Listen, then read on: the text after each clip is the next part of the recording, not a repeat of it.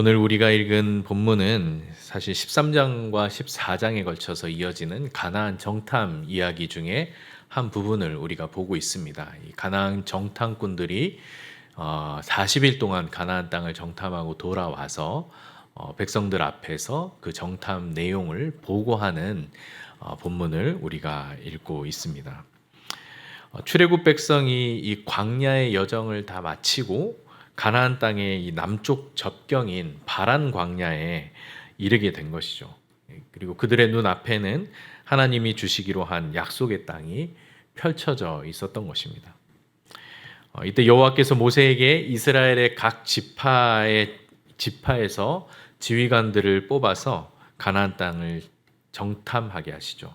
총 12명의 지휘관을 뽑아서 가나안 땅에 보냅니다. 그 지휘관들의 명단이 13장 4절에서 15절에 걸쳐서 길게 나와 있는데요. 모세는 이들에게 가나안 땅이 어떠한 곳인지, 또 그 땅에 살고 있는 거민들은 어떠한지에 대해서 정탐해 오라고 명령을 하고 있습니다. 그리고 그 땅이 얼마나 비옥하고 기름진 땅인지에 대한 증거물로 그 땅에서 난 실과를 가져오게 했죠. 그래서 12명의 정탐꾼들은 이 모세의 명령을 따라서 40일 동안 가나안 땅을 정탐하고 돌아온 것입니다.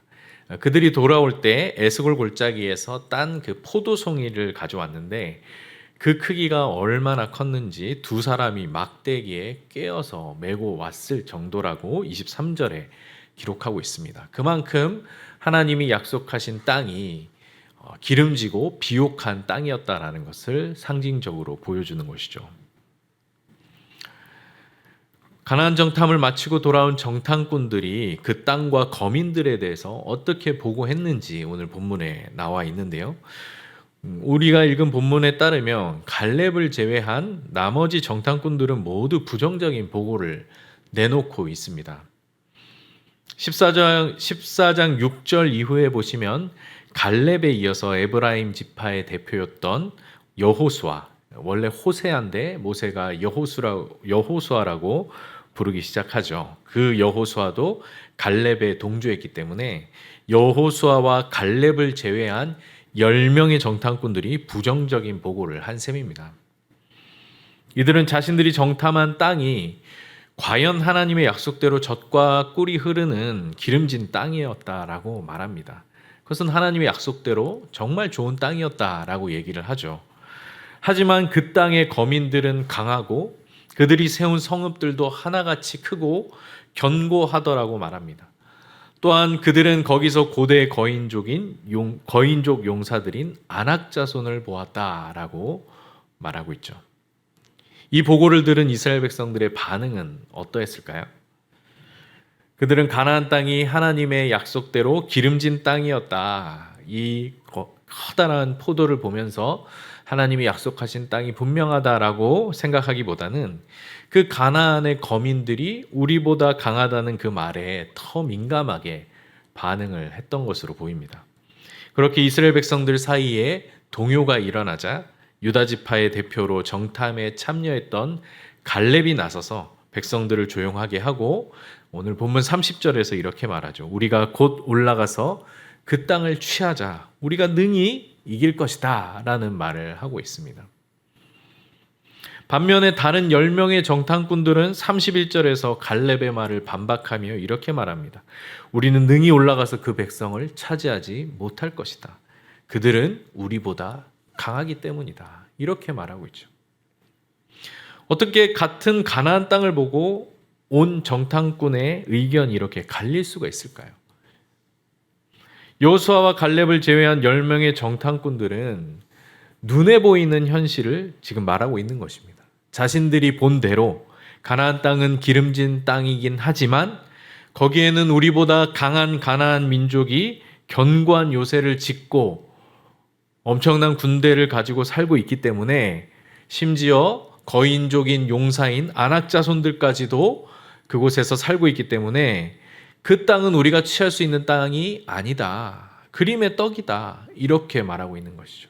우리가 어떻게 그 가나안 거민들을 이기고 그 땅을 정복할 수 있겠느냐라고 말하는 것입니다. 이러한 엄연한 현실이 그들을 위축시킨 것입니다. 하지만 갈렙은 어떻습니까? 눈에 보이는 현실 너머에 하나님이 역사하고 계시는 그 믿음의 현실을 보았습니다. 하나님께서 우리에게 가나안 땅을 주시기로 약속하셨기 때문에 가나안 거민이 아무리 강할지라도, 심지어 거기에 안악 자손들이 살고 있을지라도 하나님이 우리와 함께 하시니 문제될 것이 없다라는 그 현실, 믿음의 현실을 본 것이죠. 눈에 보이는 현실은 눈에 보이는 것만이 모든 가치의 기준이 되는 현실입니다. 저들은 강하고 우린 약하다. 저들은 부요하고 우리는 가난하다. 저들은 잘났고 우리는 못났다라는 식으로 서로를 비교하고 판단할 뿐입니다. 이러한 현실 속에서는 남보다 더 강해야 살아남고, 남보다 더 가져야만 행복하며, 남보다 더 잘나야만 인정받는 것이죠. 우리는 이러한 눈에 보이는 현실이 지배하는 세상 속에서 살아가고 있습니다. 누가 더 큰 집에 사는지, 누가 더 비싼 차를 타는지, 누구의 학벌이 더 좋은지, 누가 더 좋은 직업을 가졌는지, 누가 더 잘났는지, 누가 더 자랑할 게 많은지 눈에 보이는 가치들로 서로를 비교하고 판단하며 시기하고 편을 가르는 현실 속에서 살아가는 것이죠. 하지만 하나님을 믿는 사람들은 이러한 현실에 잠식되지 않습니다. 왜냐하면 우리에게는 믿음의 현실을 볼 수 있는 눈이 있기 때문이죠. 믿음의 현실이란 한마디로 하나님의 말씀이 살아 역사하는 현실이요, 하나님의 약속과 구원이 이루어져가는 현실을 말합니다. 그러므로 우리는 눈에 보이는 가치를 쫓아 사는 것이 아니라 하나님의 말씀을 쫓아서 하나님의 약속과 구원에 참여하는 삶을 살게 되는 것입니다. 우리는 성경에서 믿음의 현실을 받아들인 사람들의 사례들을 종종 보게 되는데요. 그 대표적인 인물이 바로 아브라함이죠. 아브라함은 창세기 12장에서 너의 고향과 친척과 아버지의 집을 떠나 내가 내게 보여줄 땅으로 가라. 내가 너로 큰 민족을 이루고 내게 복을 주어 내 이름을 창대하게 하리니 너는 복이 될지라 라고 말합니다. 아브라함이 지금 살고 있는 이 고향 땅은 눈에 보이는 현실입니다. 풍족하고 부족할 것이 없는 안락한 삶이 보장되어 있는 곳이죠. 하지만 눈에 보이지 않는 믿음의 현실은 그 고향 땅을 떠나 하나님이 아브라함에게 보여줄 땅으로 가야 하는 것입니다.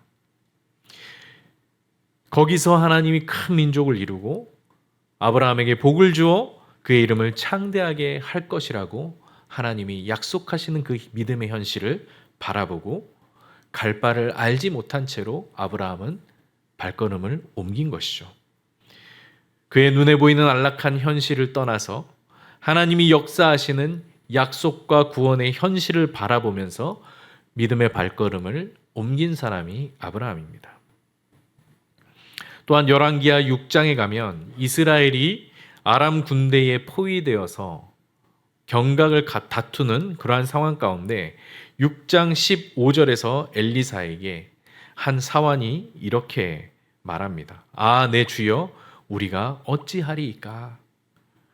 사마리아 성읍을 둘러싼 아람의 군대와 병거를 보고 엘리사의 사환은 두려움에 떨며 부르짖고 있는 것입니다.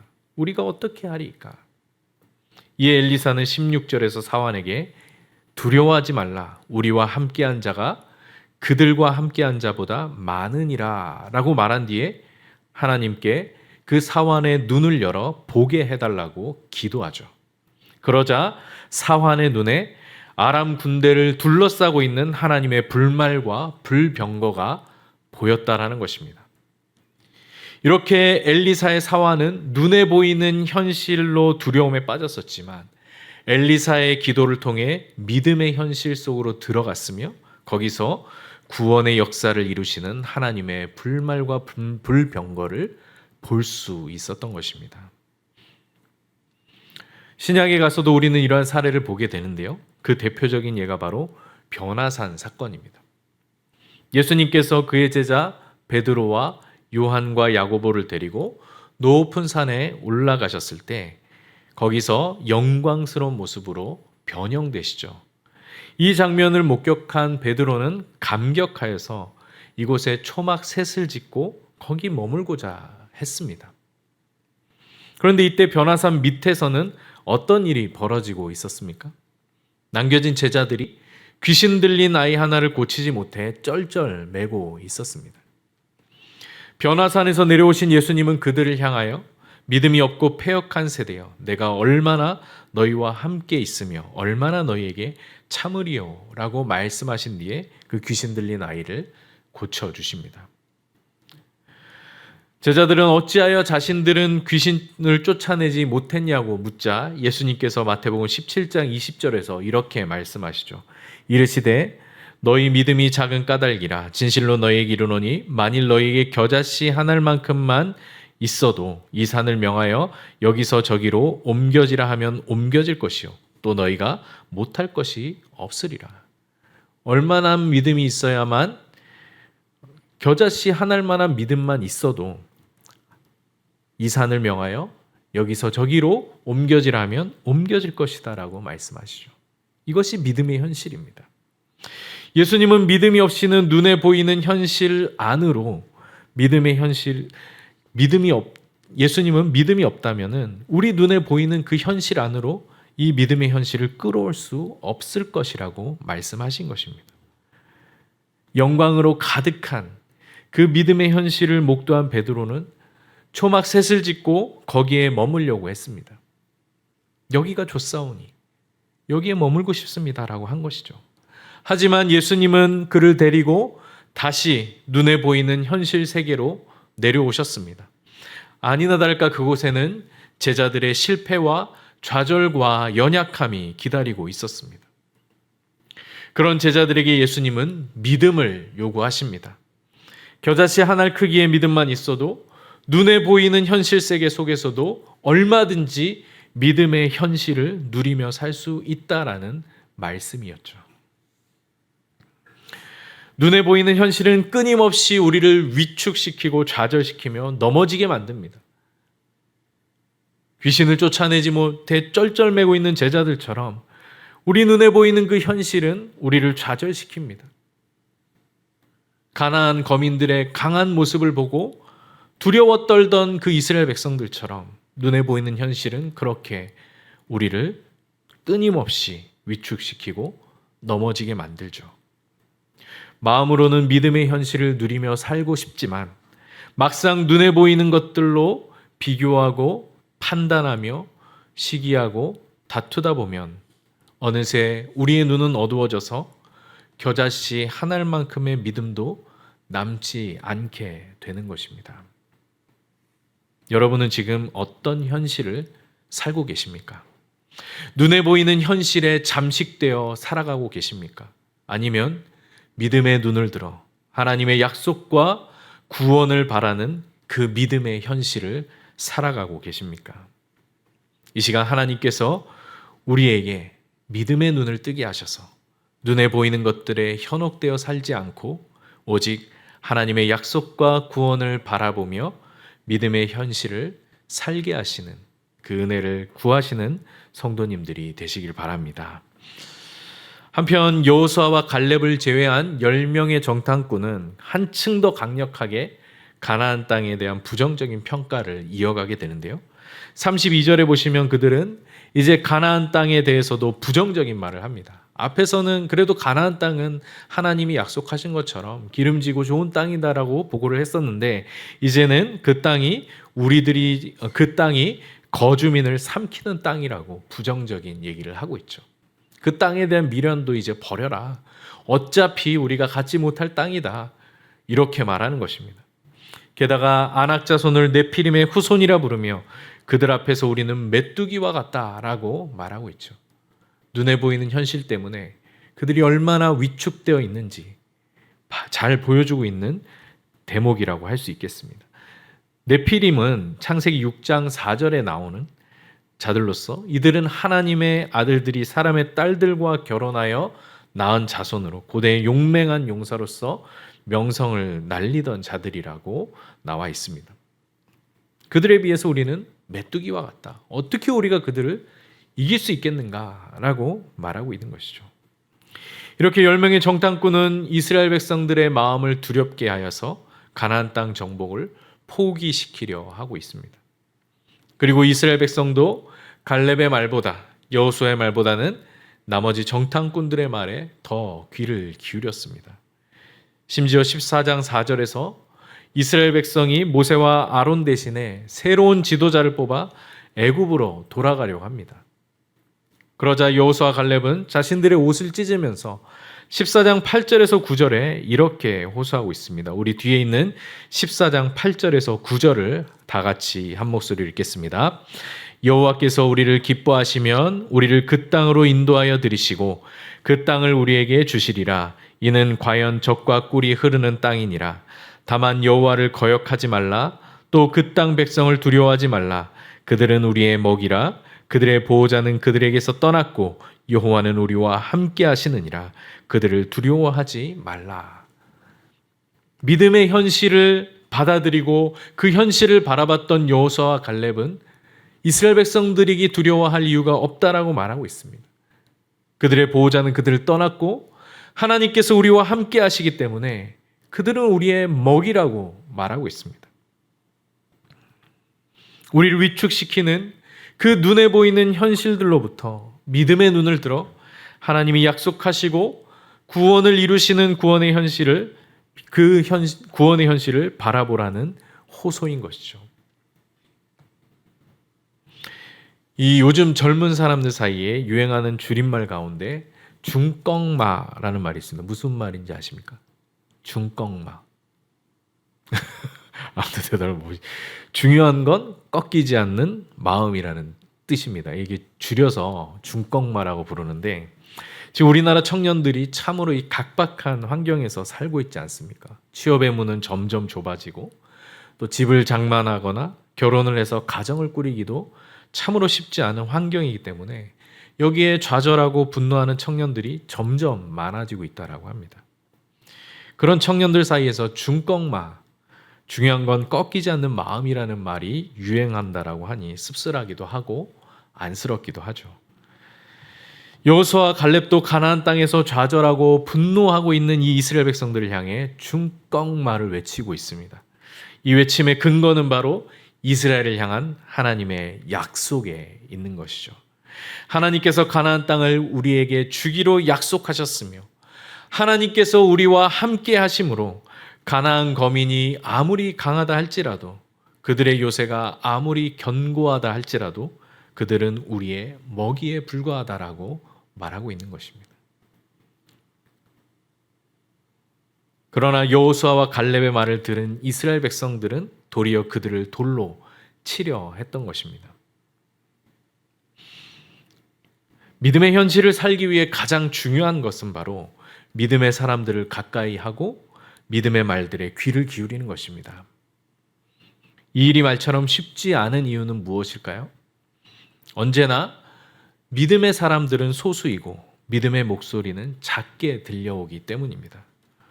우리는 눈에 보이는 현실 세계에 익숙해져 있기 때문에 눈에 보이는 것으로 말하는 사람들의 말에 귀 기울이려 하고 그런 말 하는 사람 곁에 있고 싶어 합니다.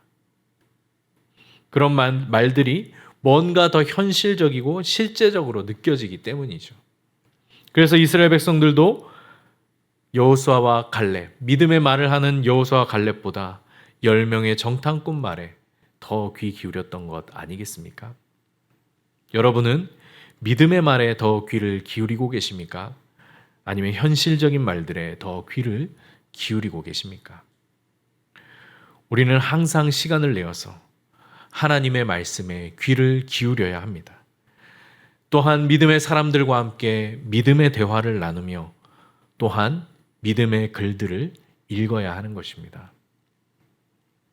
현실이 너무나 버거워서 그 현실로 인하여서 내 마음이 주눅들고 위축될 때에 두려움에 넘어지고 더 이상 내가 어떻게 할 수 없다라는 생각이 들 때에 우리의 시간을 내어 하나님의 말씀에 귀를 기울이고 믿음의 사람들과 대화를 나누며 믿음의 글들을 찾아 읽어야 하는 것입니다. 그렇게 우리는 눈에 보이는 현실 속에서도 믿음의 현실을 누리며 살아갈 수 있는 것입니다.